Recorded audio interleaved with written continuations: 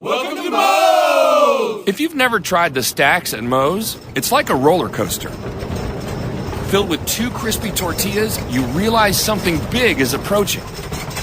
And that moment hits when all-natural chicken is added along with Moe's famous queso, fresh veggies, and all-natural shredded cheese. At which point, it's all folded and grilled crispy, flipping your world upside down. So hurry into Moe's Southwest Grill today for the stacks and enjoy the ride of a lifetime. We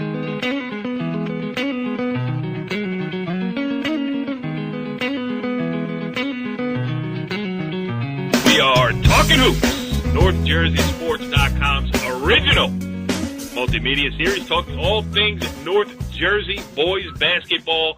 This is Season 2, Episode 12. That means we are getting down to the nitty-gritty here. I am Corey Doviak, being joined by my illustrious panel of North Jersey boys basketball insiders. Joe, you giggled a little bit, Joe DelBuono. Do you not feel like you're part of an illustrious panel? Oh, God, yeah, sure. Don't put it up for a vote. Right. And another guy who ain't winning any popularity contests either, Richie Ballgame Barton, on location, joining us from Atlantic City, New Jersey, where he covered the wrestling state finals today, working a double shift. What's up, Richie B? Well, not much. Just enjoying the sights and sounds of the Tropicana Hotel and Casino, looking out at the ocean, talking some hoops. I mean, how can it be better? I do appreciate the fact that you dragged yourself away from the roulette table for 15 minutes to join us here on Talkin Hoops. No, it was actually Broadway Burger.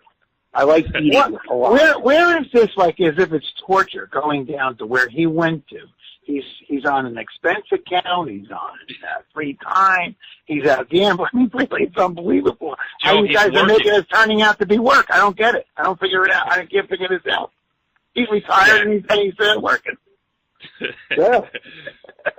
Hey, Richie B, are you Bergen Catholic out down there?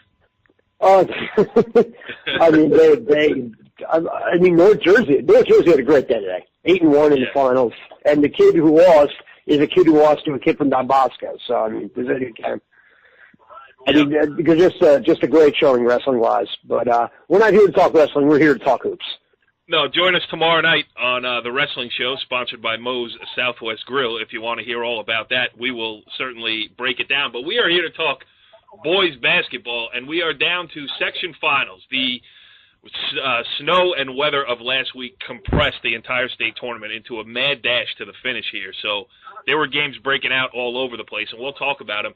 Interesting case, and I guess maybe where we'll start is in North 1 Group 3, because on Friday I covered Bergenfield against Tenafly in a game that Bergenfield was winning 38-19 at one point in the first half. I mean, it was a bona fide blowout. Then Tenafly comes out in the second half and actually had 2 chances. Well, took the lead for a couple of seconds and also had a chance with 2 late three-pointers to either tie or go ahead down the stretch. So it was crazy. The crazy part about it is the next day, that was a 7 o'clock start in Bergenfield, and the next day on Saturday at 1 p.m., Bergenfield had to get right back at it, and then they made quick work of Garfield in the North 1 Group 3 state semifinals. Joe, you were there for that one. Absolutely. Believe it or not, it was a tale of two hats, but we'll get into it if you want to, let me know if you want to go into that right away. Well, let's put a capper on the semifinal, the quarterfinal game against Tenafly. Joe, you and I had Jeff Kohler on the show way back at the start. I don't know if it was episode 1 or episode 2. It was episode 1. Episode 1. All right. For I'll throw in a reminder here. Anybody want to catch old episodes of Talkin Hoops, you can catch them on our YouTube channel. Yes, on our YouTube channel, which is youtube.com/North Jersey Sports. Man, I got to get that out a little bit clearer. But regardless, Jeff Kohler in his first year as the boys basketball coach at Tenafly, and what a great job they did. And a swing over from the girls, right? Yes, coming over from the girls' side, didn't skip a beat. They were down, as I mentioned, 38-19 with 2 minutes to go in the first half, trailed 40-25 at halftime, and were 49-41 at the end of 3. Just kept plugging away, came all the way back with Anthony Brakefield making a free throw with 3 minutes and 7 seconds left to make it a 53-53 game. No, I'm sorry, I am wrong there. Blake Byrne for Tenafly made a three-pointer from the corner with 3:16 remaining to make it a 53-52 Tenafly lead, and then Bergenfield tied it on those free throws with 3:07 to go. Bergenfield then took the lead. James Hamilton made a huge three-pointer from the top of the key to give him a 3-point lead. Tenafly got back to within 57-56 on a 3-point play by Amir Yona. Got back to 59-58 when Ben Dansger tapped in a blocked 3-point shot, a ridiculous play, with 29 seconds to go. And then Bergenfield made one of two at the line with 12 seconds to go up 62-59. And Tenafly comes down the other way. Amit Yona takes a 3-pointer. It was short. Giovanni Haskins goes up. It was one of those things like, do I touch it? It looked like it almost could have been called the goaltend. I was on the other end of the court, so I have no way of knowing where the ball was in accordance to the rim and everything else. But it just added a little bit of extra drama before Bergenfield finally held on 62-61. Crazy victory. We'll do a little bit of this first because I got some stuff. And now it's time to play everybody's favorite game here on NorthJerseySports.com's multimedia presentations. It's Empty That Recorder, sponsored by the Bergen County Education Association. Bergen County Education works because the BCEA works with you. Let's just put Tenafly's season to bed here with I caught up with Jeff Kohler after the game. The first couple minutes of the game was not how we wanted to start, but we knew, and I talked to you guys before, the last game we played them was an aberration. This game was such a different team with intensity and heart, and obviously any Marty's team's not going to lay down like they, like whatever, they wouldn't. But I like the fact that we hung in there. We kind of were treading water for a while, but it seemed like we were down 30, and when we were in the locker room, I'm like, guys, we're down 15. I mean, that's not bad. It feels like we're 30, but we're just got to chip away and play good defense, and we played every defense under the sun with man, 2-3, the little boxing one, but it's just, man was the only way we were going to try to get back, because he was smart. He would have probably just pulled it out and just sucked, time like the Barry would, and I got to throw it in. But yeah, I mean, I'm proud of them that they fought back and they didn't, and we got the lead. We had the lead. You had the lead. So how do you sum it all up here? I mean, are you disappointed? I mean, sure, it's a stupid question, but I mean, listen, it's going to end somewhere, and this was one of the best games I've seen in a long time. Yeah, I mean, every team in the state loses the last game except for one, so I mean, everybody's going to lose. So it's something that they won the BIP. Oh, right, Tommy Curry, but yeah, it would have been a phenomenal win. But I love the fact that we didn't back down, and hopefully that's going to start something with this program for years to come, that we're going to be able to be here year in, year out like we did with the girls. So it's something that, we try to talk to them, and I got a great junior class coming up that we're not going to be tall. We're going to be really short, but they work hard and they'll play hard. You haven't been asked a stupid question until you've been asked a Corey Dobiak stupid question. Hey, Coach, are you disappointed that you just lost a 1-point game in the state sectional quarterfinals? Yeah. Hey, Joe, did you hear the BIT plug I said? No, I did not hear that. I said that. He said, go ahead, Richie. No, he said every team, loses the last game of the season except for one. And he said, well, unless you're in the BIT, Tom Curry. Yeah, that's right. Tommy Curry, that's right. I don't know whether did I tell you that last time we talked? I called him and said that his team ends up finishing the season as a winning team, and the only other team is going to be the Tournament of Champions. That's true. And we're getting closer to that as we look. All right, so, Joe, you now pick up the trail. Bergenfield against Garfield the next day. And hey, listen, Garfield had a good win coming in, and everybody thought that they had a real shot. Oh, absolutely. But you know what? Here's where the gripe comes in. The gripe comes in that you're playing – first of all, they were out at Monville, okay, so they had to ride back. And then they're playing with less than 24 hours. And the state guidelines, aren't in effect of saying, hey, listen, they could have played maybe on Sunday, or they could have played it Saturday night. Now, and only from that's a coach's standpoint. It has nothing to do with the outcome of the game from the way it was played Friday night. Okay, Bergenfield was really Bergenfield is a powerful team, and obviously well coached, but also very talented, and they really do the things that they need to do to win. And they were in the right spot in this Group 3 sectional. So, but the point I'm trying to make is that, and I guess it's a gripe that maybe only I have, but the NJSIAA does not really take into account what happens with the bad weather, with the traveling, and saying, look, you know what, you gotta give an extra day. And regardless, but that's the way I would look at it as a coach, only because it happened to me once where I had to play back-to-back days, and we did lose after we won the sectional. We had to go back and play the next day, and then we lost to Shabazz. But the point is, all year they're telling you can't play 3 in a row, you can't play 4 in a week, you got to do this and you have to do that. And then when it comes to the state tournament, it doesn't seem like there's any kind of guidelines that they want to impose or that they want to give consideration for travel and for the amount of time that people play. So now we go to the game. Also, I'm sorry, go ahead. Yeah, go ahead. No, the only caveat I throw in there is you got, gym issues now because spring sports started on Friday. So now, and nobody can go outside.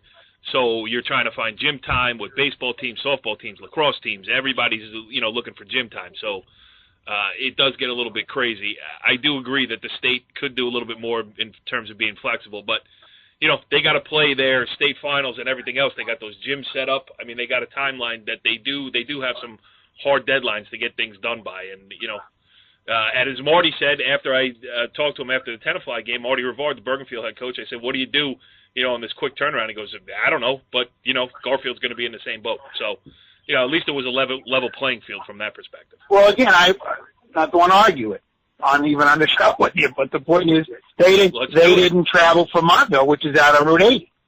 What time did they get home? Did they get home at 11 o'clock? Probably not. I think that if they're playing the number 2 seed, they're done at 8 o'clock. There's a 3-hour difference, 8:30.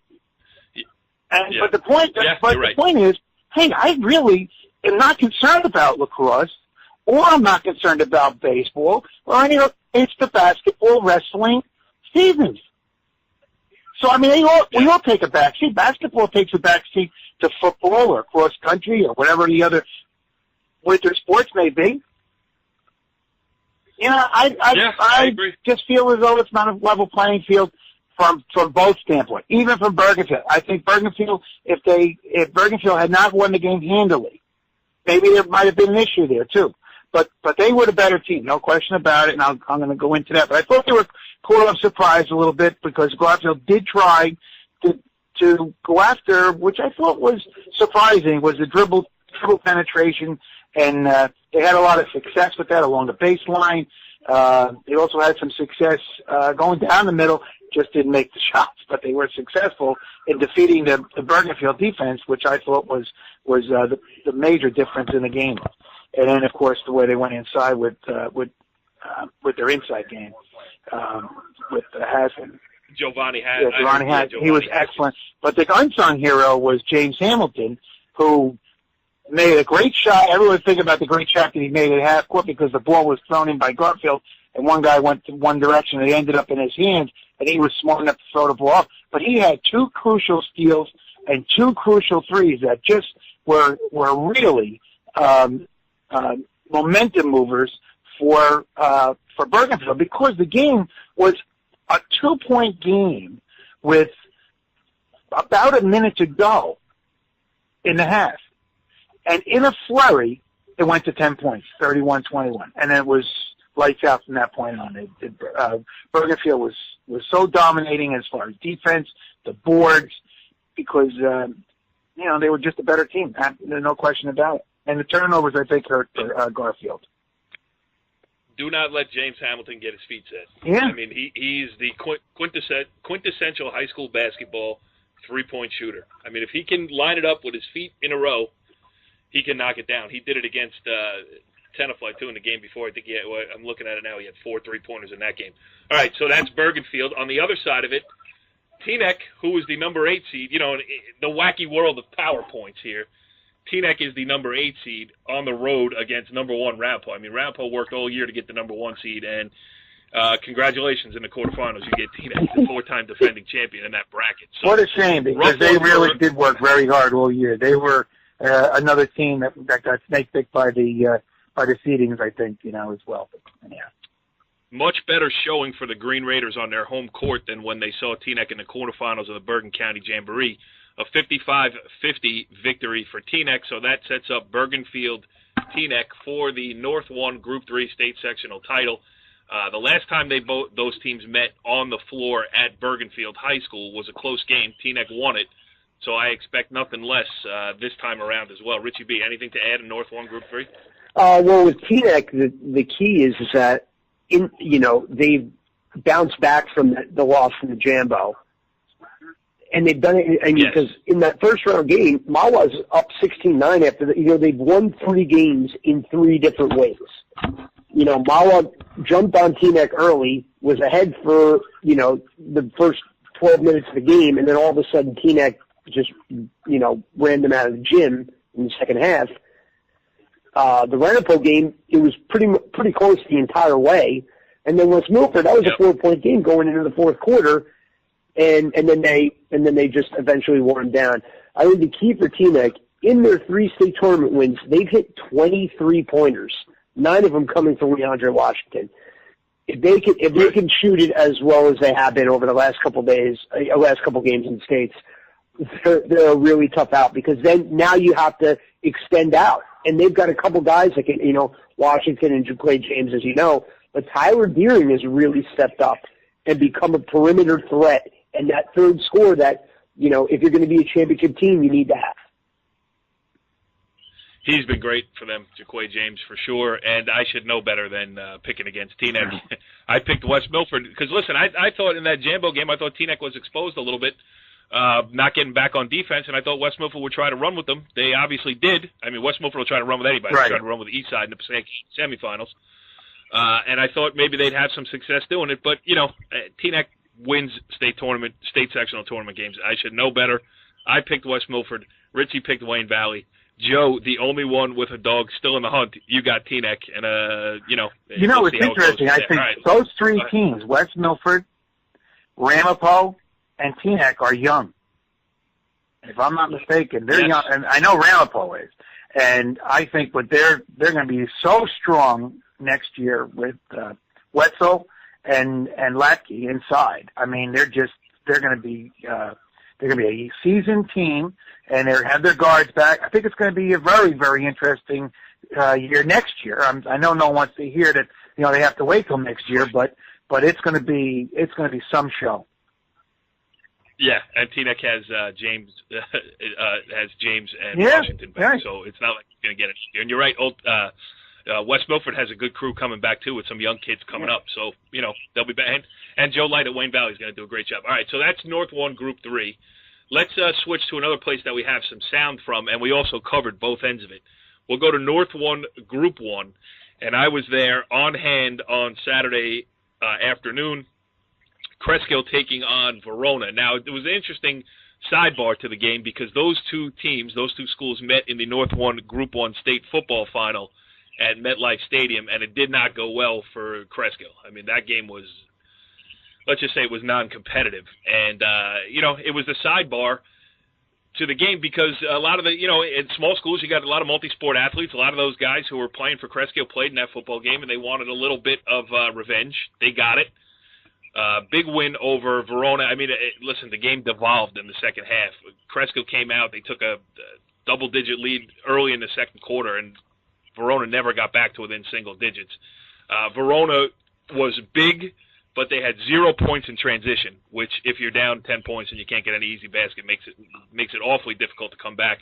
Cresskill basically managed the game after taking a big lead. But the one guy, I got sound from 2 people here. Matt Flood, who had 17 points, a former guest here on Talkin Hoops and one of our favorite guys in North Jersey.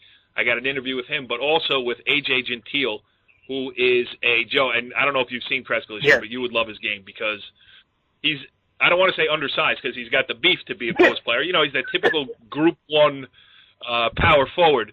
Doesn't necessarily have the height, but he's got the old school hook shot, and he uses it over the left shoulder and the right shoulder.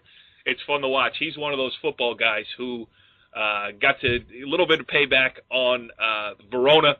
He had a double-double, 13 points, 13 rebounds, and really was the key to the game because, well, let him talk about it. I think it was an all-around team effort, though. I never like to base it on just one person because, I'm sure they came into the game keying on Sean Kelly and Matt Flood, and when other teams do that, it just never works because if it's not me who's stepping up, it's Nick DeCandia, Matt Farrar, Luke Kushner, someone else is always going to step up and be ready to take that other role, so you can never just key on one or two guys.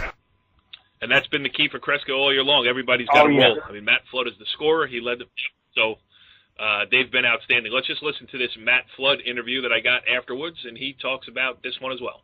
You came out like a house of fire. You could tell that you wanted this one. Just talk about, trying to get that lead.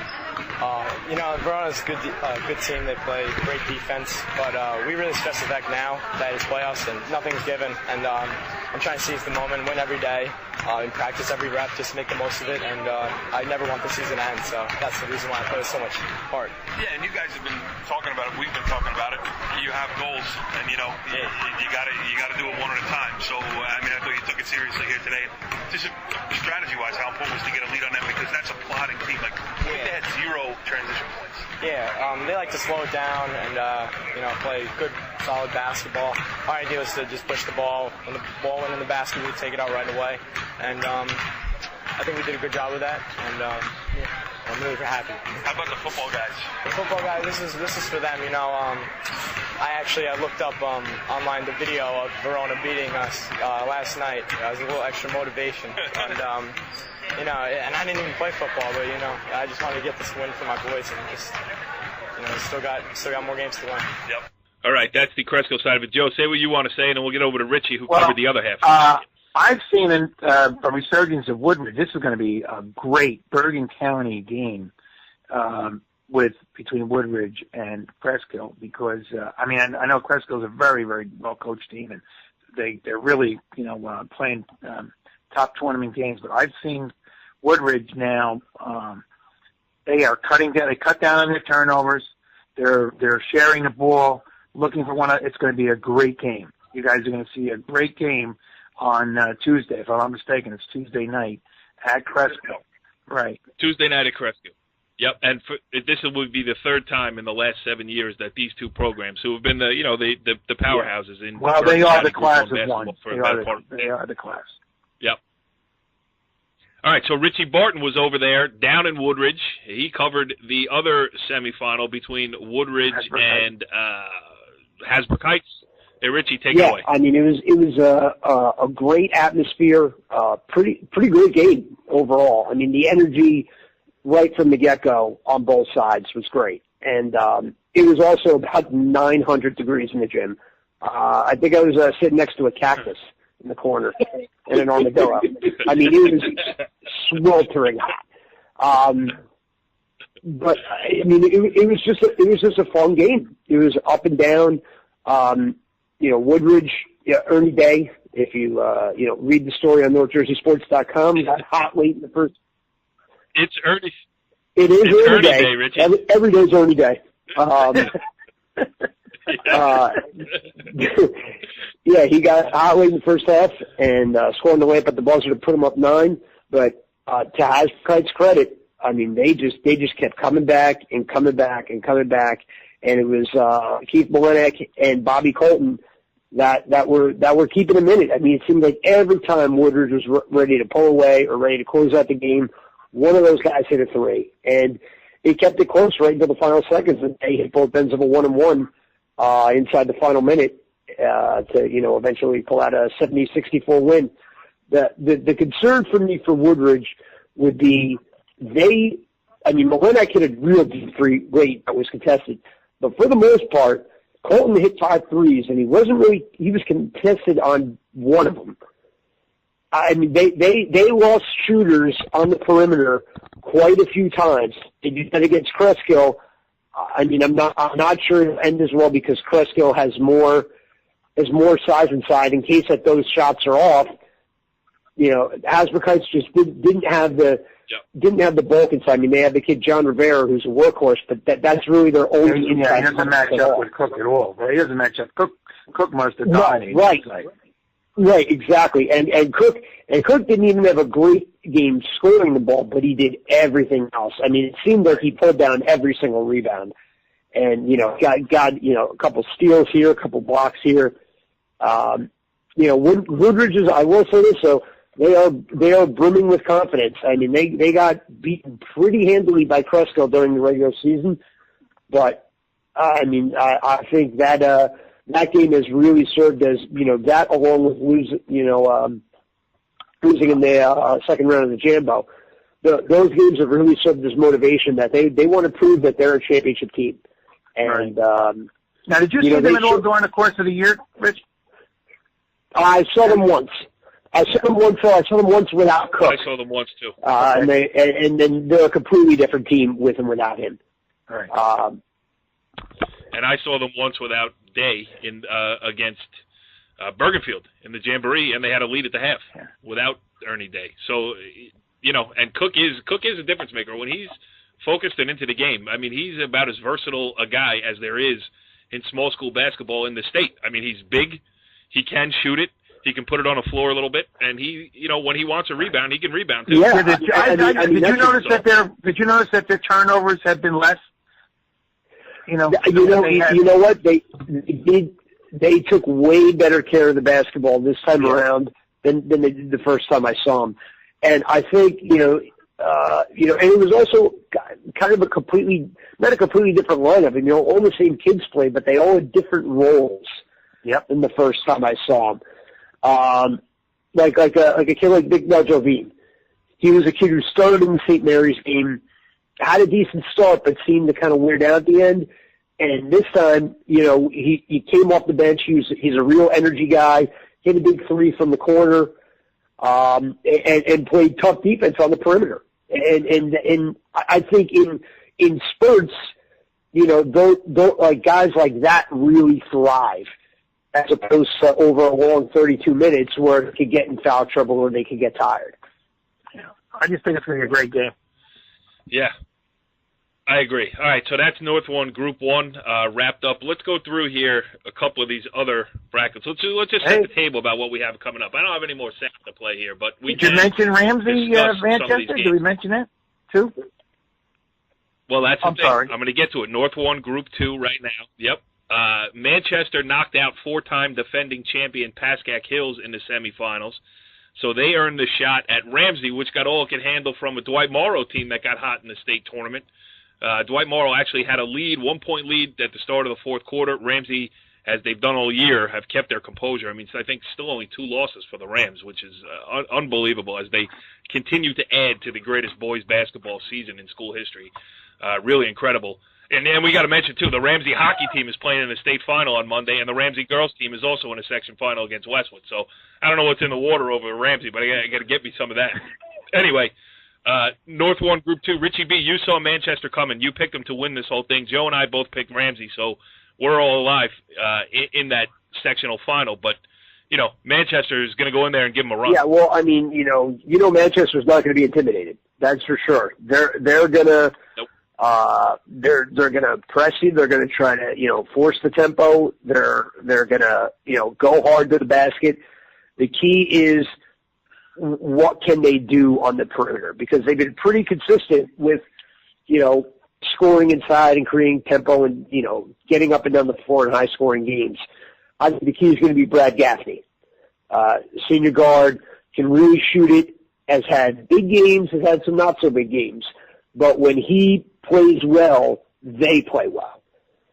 And I mean, I think it's an interesting matchup because, Ramsey, their perimeter defense, can they neutralize that? I mean, they're going to have to take away something. They're going to have to take away the inside and get them to shoot threes, or they're going to have to extend out and let Alex Morales pretty much get his points. So it's going to be an interesting strategy on what they really, focus on more defensively. But, listen, I'm going with the Falcons. I got Manchester doing it on the road. Well, Joe DelBuono has been on the Ramsey bandwagon since week 1. I mean, Joe, talk about your beloved Rams.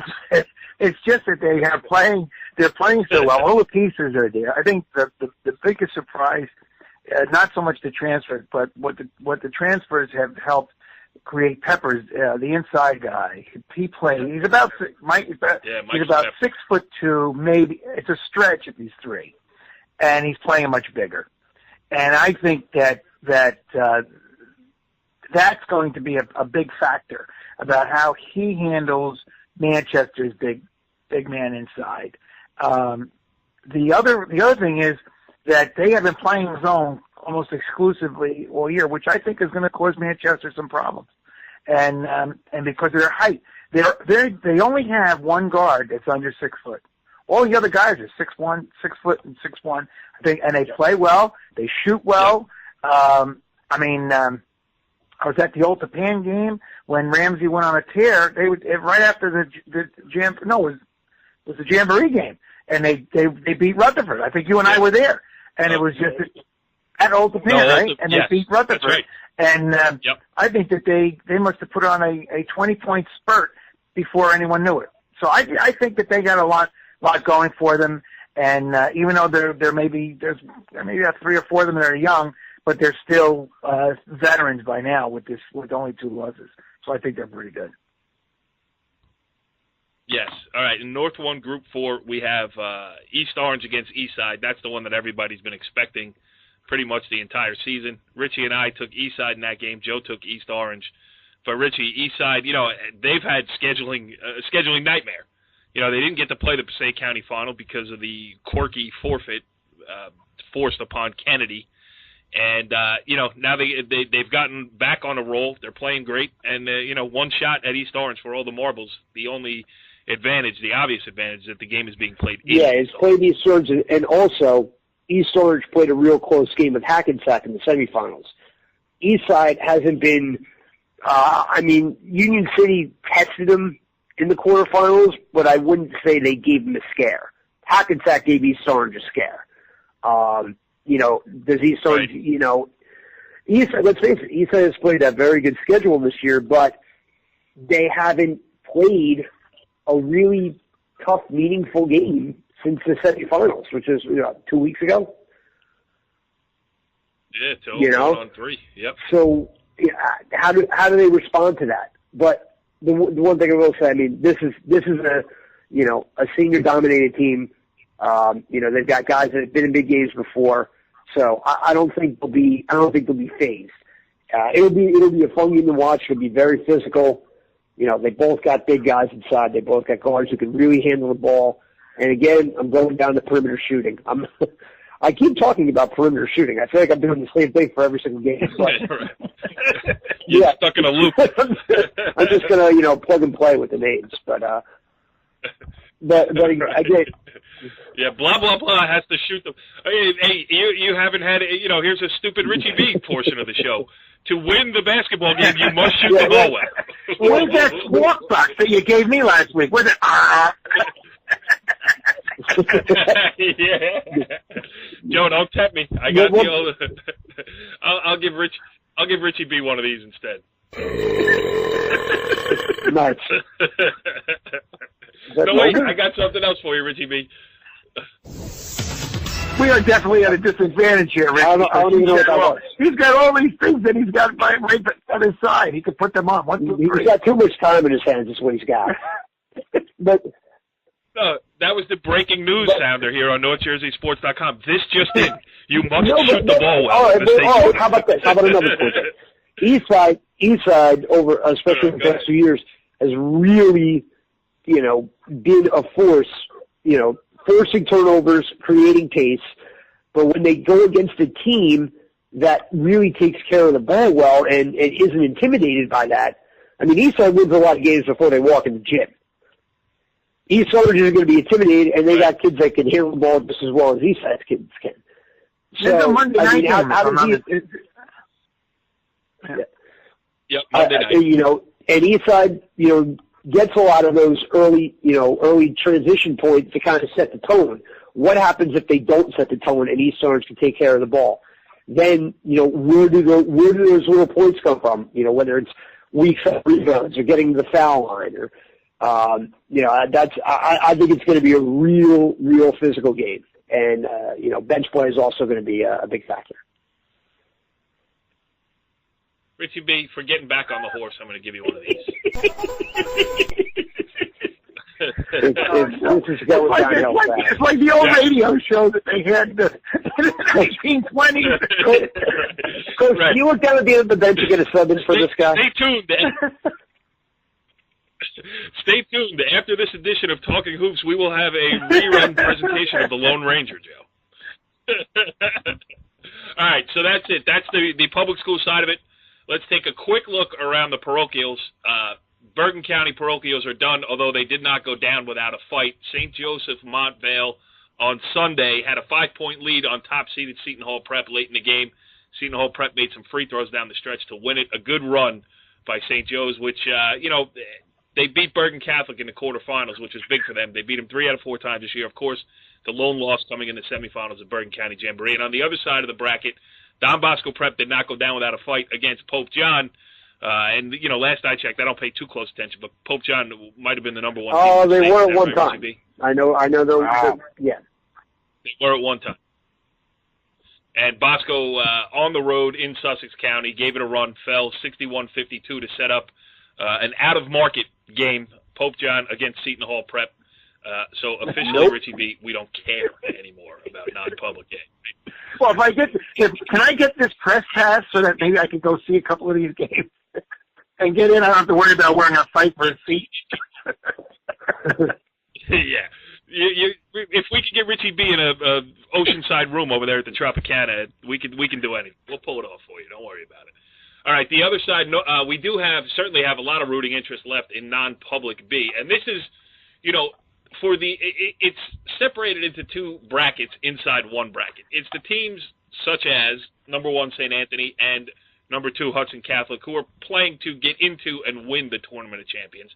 And then you have teams like Dwight Englewood and St. Mary of Rutherford, who are fighting to get into the semifinals where they get to see one of those TOC contenders up close. I mean, Dwight Englewood has done a great job, beat Saddle River Day in the opening round, beat Oratory Prep in the quarterfinals, and now they go into the semifinals. And listen, anything can happen in a game of basketball, but I will go on the record here as saying that there's no way Dwight Englewood has beaten St. Anthony, but to get the shot at him and see him up close in Jersey City is absolutely cool, right, Rich? I mean, that's a huge accomplishment for, let's face it, a really young team. Yep. They only have 1 senior. This is a great experience, and you can. And if you stack up well and make a good showing there, it's definitely a springboard going into the following year. Absolutely. Last year it was Hawthorne Christian that was in that spot, and they got the shot at St. Anthony. This year it was Dwight Englewood. So good for Eli Goldberger. They had a great season. Well, it's not over yet. But it will be on Monday. Where's the horn there? There had to be some kind of horn there. You gave them the horn before they even walked on the court. I can't believe it. Eli, give us a call, Eli. Tell us that you're upset. Listen, I know Eli. I like Eli. I've seen both teams, and I have to side with Corey on this one. I mean, there's no team in Bergen County that's seen a team that plays defense like St. Anthony's. It's seeing them up. It's night and day. Joe, here you go. In the dream scenario.